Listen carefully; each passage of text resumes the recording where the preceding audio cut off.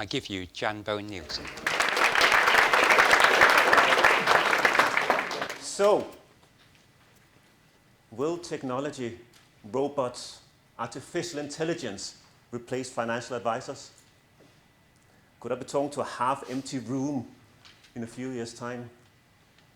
Well, I don't believe so, but I do believe that in order to remain relevant and continue to add value, financial advisors need to evolve how you engage with your clients. And why is that? Well, it's because your clients are evolving. Their expectations are changing. So how are they changing? Well, one thing we know is that they now expect personalized service. And then there's a strong DIY culture in many areas. People are starting to do a lot of things themselves we weren't expected to do years ago.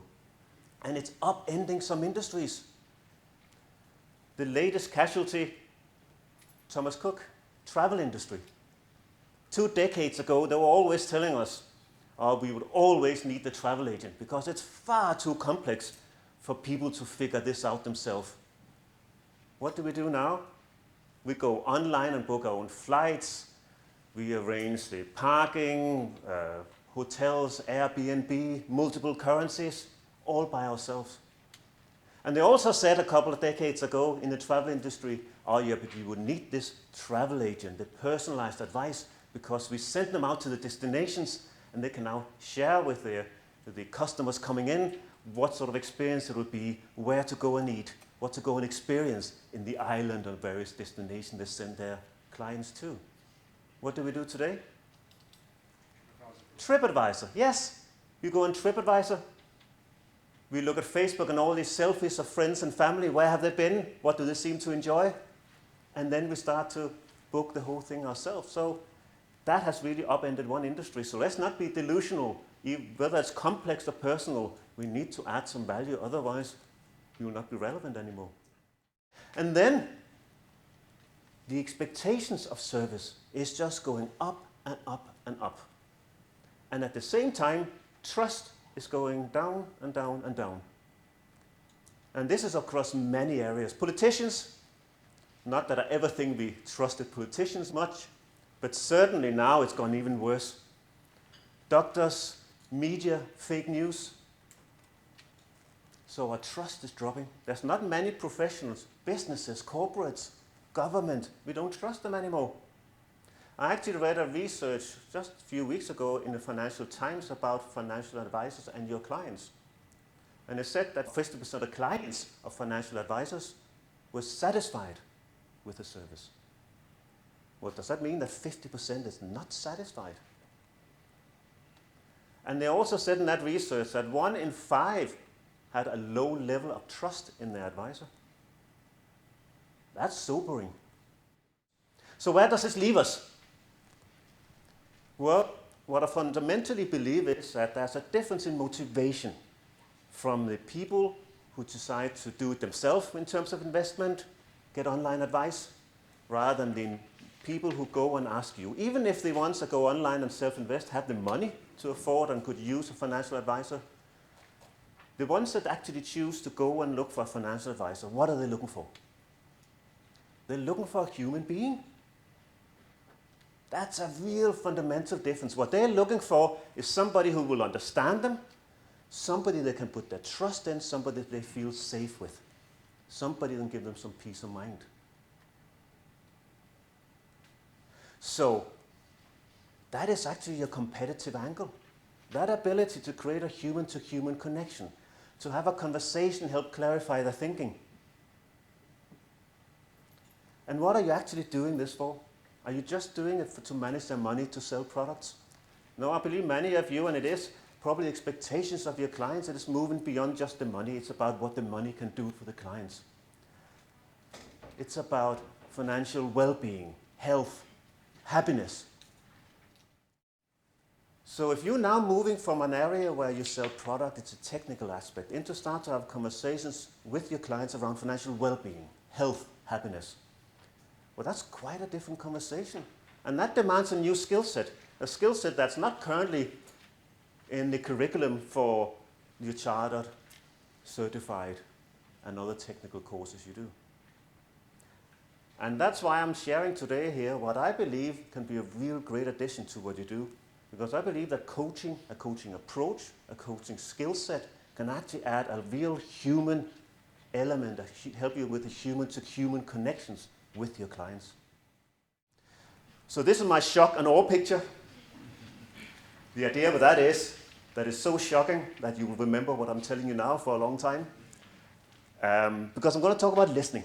This is about using our eyes and our ears. So our ability to observe and really listen to what the client is saying. And if we want to really help our clients, we must understand what they really need. And the foundation for that is listening. Well, there's a lot of barriers that can get in the way of listening. And let me share a story. It's about 25 years ago. So it's in a cold morning, the first day back from Christmas. I'm up in the northeast of England, working in a factory. I'm standing next to the fax machine. So that dates the incident as well.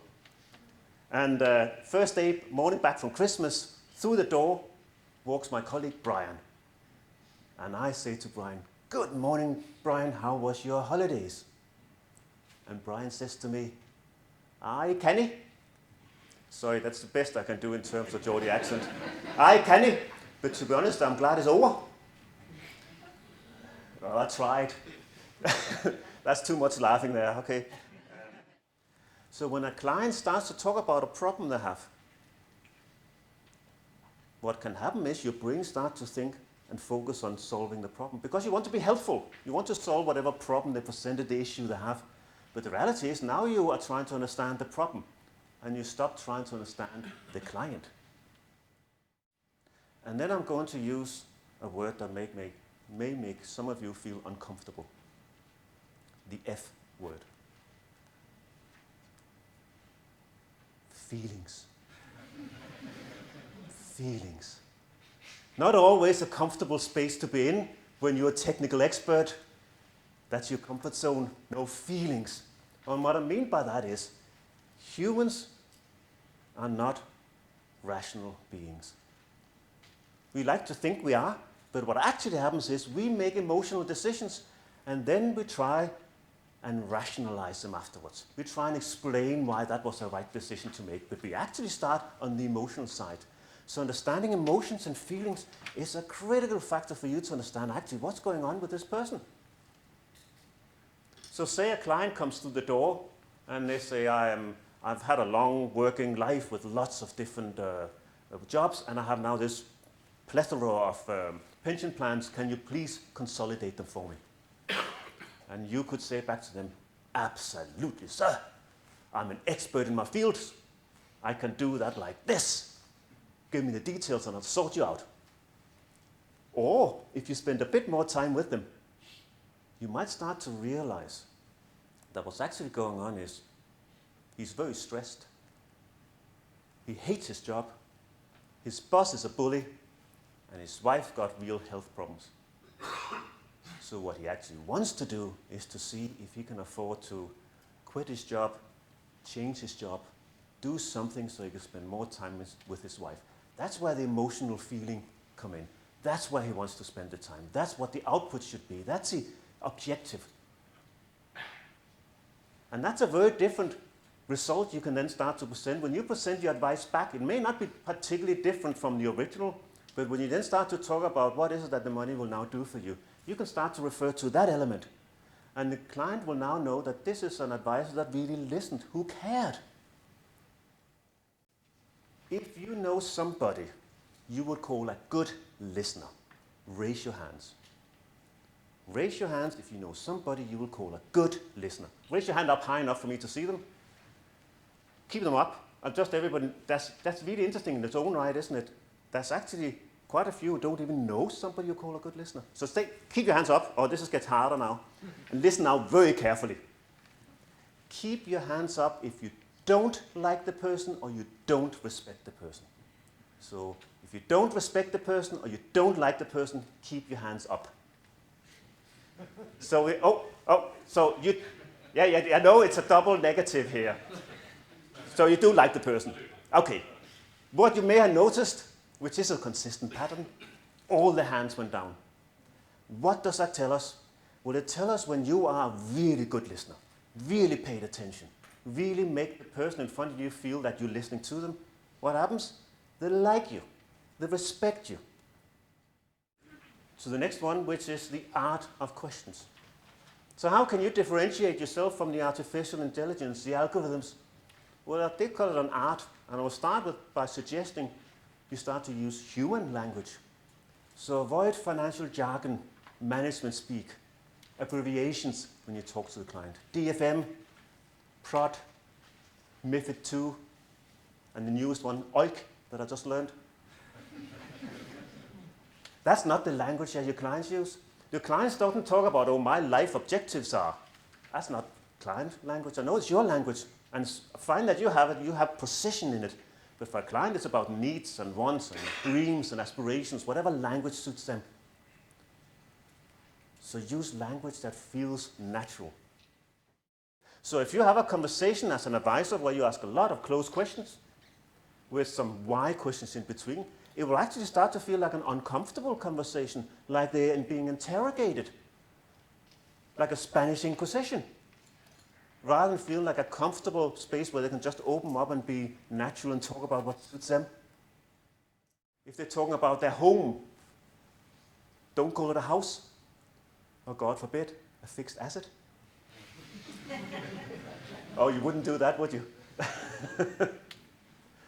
But it's really about trying to connect with the client, make them feel you're really listening. So your questions should really be about trying to help them clarify their thinking, expand their thinking. That's the real power of the question, because remember, whenever you ask a question, you're pretty much taking control of the client's brain and what they now need to think about. So use that really wisely. It's a really powerful tool. Well, you can start to explore goals and motivations. And what of course also often happens when a client comes in, they may not have thought it through. So part of your role is to help them create their dream. Help them clarify what should that retirement look like. If they're talking about, oh, I want a comfortable retirement. Well, what does comfortable mean? For some people, it's spending more time in the allotment. For others, it might be this beautiful sailing boat. And if it is a sailing boat, what will a sailing boat actually give them? Is it because they enjoy the sailing and tacking and sails up and down and that sort of things, the joy of the skill of sailing? Or is it because they want to travel and see destinations? Or is it because that will give them more time together with other people, partners, and so forth? Or do they want a 40-foot sailboat because the brother-in-law's got a 36-foot sailboat?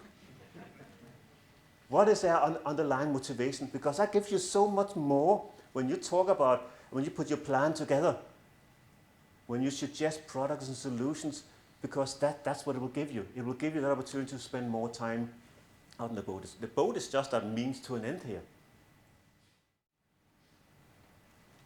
And an app cannot help anybody to sort of motivate them after they lost their job or after a health scare.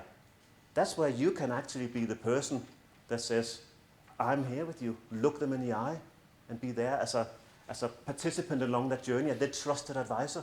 That's your real opportunity. And we mentioned a lot of people got financial worries, money worries. That's an interesting area for you to help them in. So what's actually going on with that person? What is it they're worrying about? It might be very easy to take the cash flow plan that you build up and saying, oh, nothing to worry about, you've got plenty of money. Or you could start from another point that says, so what is it that you worry about? What is causing that worry? What would need to be different for you not to worry so much? So your space is in that space where you are giving your client feeling of security. You build trust. You really make them feel understood. So let robots do what robots do best, and you do what humans do best. And I believe, very much like Julie, that the future is bright for advisors. Absolutely. If you allow technology to save you time, you should spend that time on helping the clients. And with coaching skills and approach, you can really bring a human-to-human connection in. And I would just give a last warning here. It isn't easy to listen. It took me 25 plus years to listen, and I'm still working on it. And all the other coaching skills. It takes time and effort, but you can learn it. And once you master it, you can really make a difference to your clients' well-being and happiness, while both your clients and you embrace all the technology and the advances it gives us. Thank you very much.